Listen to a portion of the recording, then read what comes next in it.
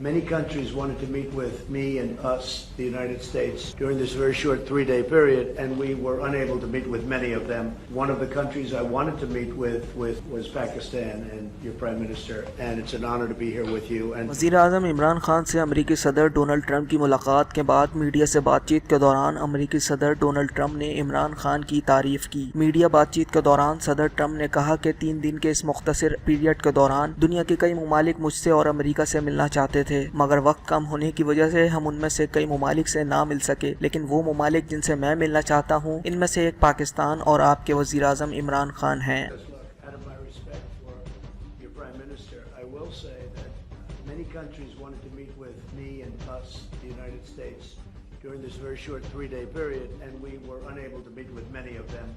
One of the countries I wanted to meet with was Pakistan and your Prime Minister, and it's an honor to be here with you. And